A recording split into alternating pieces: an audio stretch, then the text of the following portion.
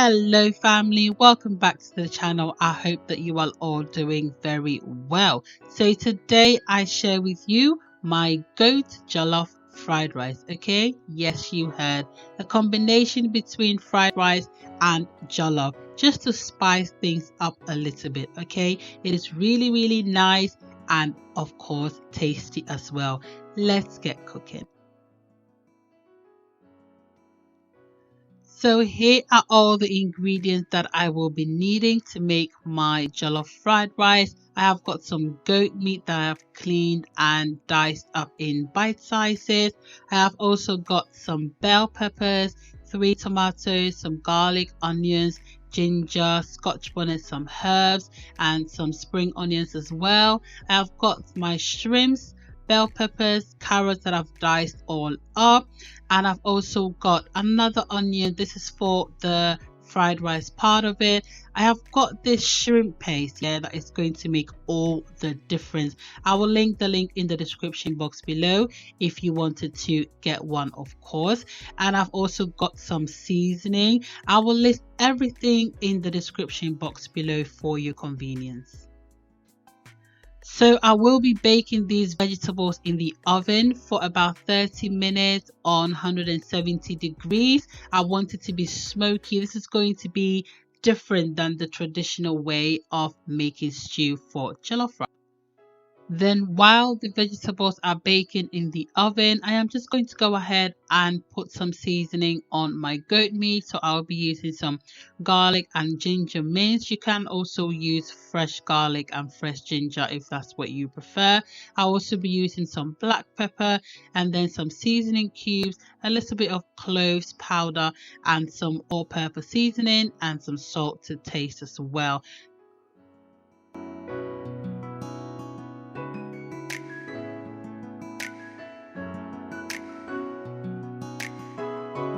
You can use any seasoning of your choice to season your goat meat. That is entirely up to you, but these are generally the seasonings that I like to use.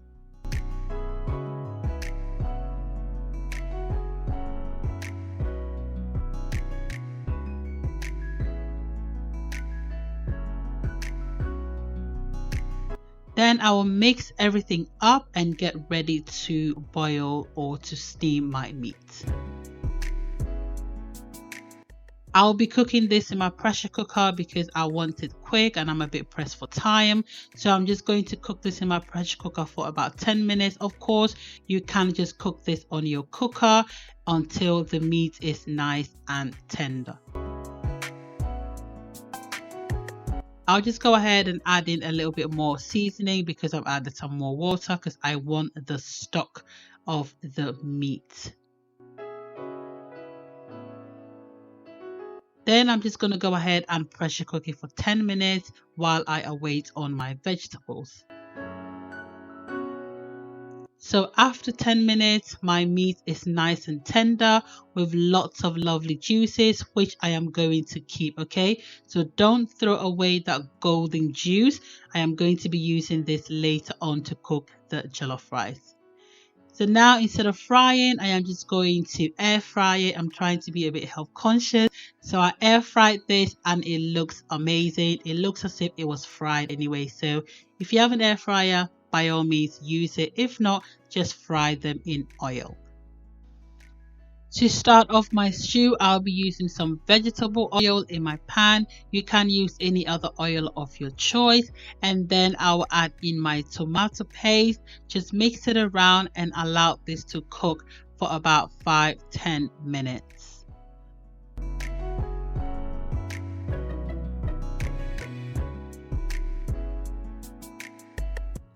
So after about 5-10 minutes, it is still looking good. So I'm just going to give it a quick stir and allow this to fry off a little more while I go and get my roasted vegetables.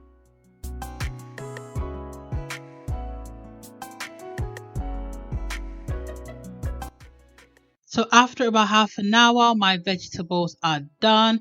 I like it to be charred, like you know how it's looking, dark color. That is what's going to give it a smoky flavor. It has also given off some nice liquid as well, which is going to make the stew taste so good. Okay, then I'm just going to go ahead and blend all of this together into a very nice smooth consistency. You need to try this method of making jollof rice if you've never tried roasting your vegetables. It just gives the stew a very distinct flavor that you just can't get if you don't roast your vegetables. So now that I've finished blending up my vegetable, I am going to place this into my tomato paste that has already been cooking, and look at how dark and rich the color of the vegetables are. It just looks so good, and you know the jollof rice is going to taste amazing. So I'm just going to allow this to cook for about 5-10 minutes. And then after that, you can see that it is looking nice because the peppers have already been sort of boiled already. In essence, it doesn't take too long for it to cook, so that is a good way as well. It doesn't take long to make, so it is easy and delicious at the same time. So now I'm just going to go ahead and add in my rice. You can use any rice of your choice. I am using long grain rice and it just works perfect for me. So what I'm trying to do now is just trying to balance out the rice and the stew ratio, because I want my rice to be nice and fluffy and not very wet in consistency.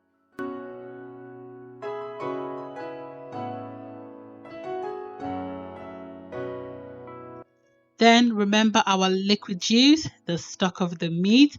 That is what I am going to be using as my water base for my jollof rice. Okay, so please do not ever throw away your stock. Okay, it is too good. That is where most of your flavors are going to come from. Okay, so just add a little bit more. The amount of liquid you use just depends on how you want your rice to be. Like I said before, I want my rice to be nice and fluffy and not very wet in consistency, okay? But you can always add in some water if you need it. So I allowed this to cook for about 10 minutes, and now I am going to check up on it to see how it's doing. And you can tell obviously it is not yet fully cooked, so I'm just going to give it a quick stir and then I will allow it to cook some more. I don't like stirring my jollof rice too much because I don't want the grains of the rice to break, okay? So this is the only time that I will be stirring it, and then I'll leave it on low sort of heat for the heat to do the job.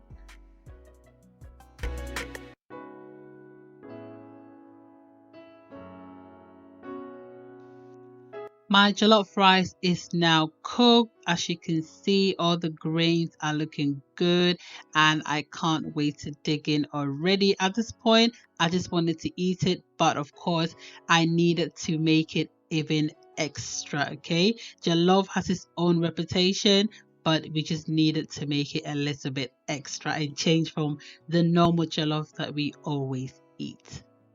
So it's now time to take this jollof rice to the next level. I've just put some oil in my heated wok, and to this I will be adding in my carrot.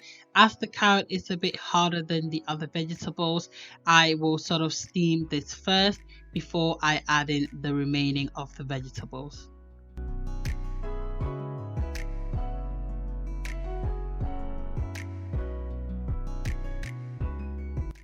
Then the game changer, the shrimp paste. Okay, I am going to be adding just a little bit of shrimp paste into this, and it makes all the difference. It has like a very funky smell, and if you don't really like funky smells, you won't like it.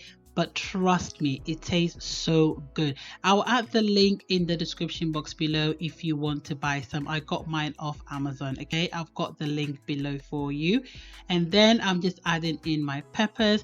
I won't let this sit for a long time. It's literally just going to be about 2 to 3 minutes, just to bring enough heat into the vegetables, because I don't want them to be soft. Then I am adding in my sweet soy sauce. If you don't have this, you can just use normal oyster sauce as well. I also have a link of this, and I'll put this in the description box below if you are struggling to get some sweet soy sauce. And then of course I'm just going to add a bit of all-purpose seasoning just to season it up a little bit. Then I am adding in my cooked shrimp. This is cooked already, so I won't let this sit for too long at all.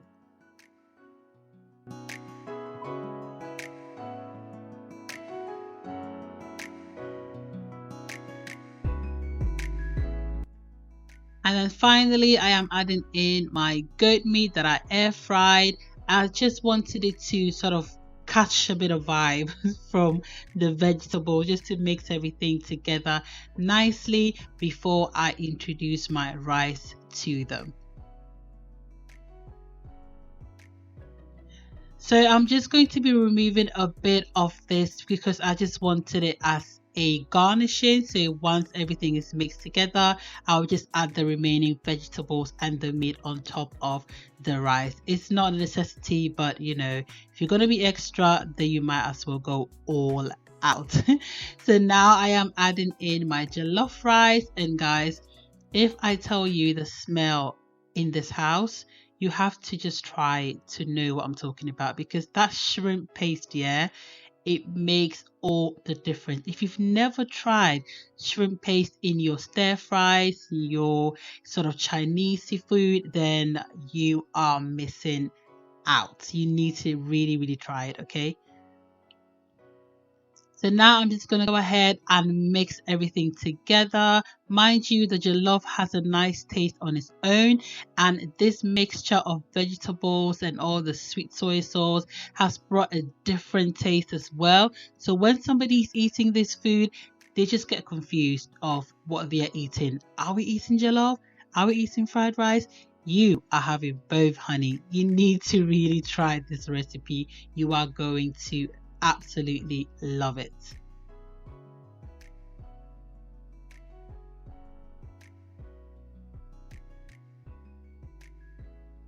So comment below, okay, and let me know if you are going to be trying this recipe, what you think about this recipe. Just comment below and let me know what you think about it, okay? And if you've ever tried it, just let me know how it went for you. I am sure it is absolutely amazing, okay?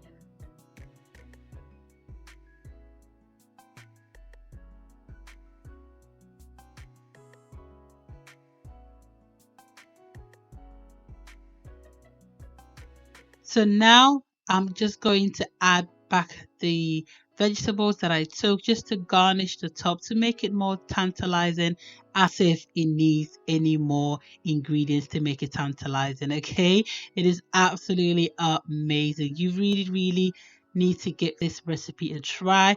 And to finish it off, of course, I'm just going to garnish it with some spring onions to bring in some freshness and some crunch back into the dish. It is super amazing, guys, and you have to try it, okay? If you have watched this so far, thank you so much for watching. Please give me a thumbs up for this video, okay? Let me know in the comment section below what you think about this recipe. If you try it, also let me know in the comment section below. Please subscribe to my channel if you haven't yet subscribed. Also, don't forget to press the notification icon so that you get notified every time I upload a new video. Please share this video with your friends and family and help our channel grow. Yes, this is our channel, so let's help our channel to grow, to let everybody enjoy the good food on this channel, okay? Thank you so much for watching, and I'll see you in my next video. Take care of yourself. Bye.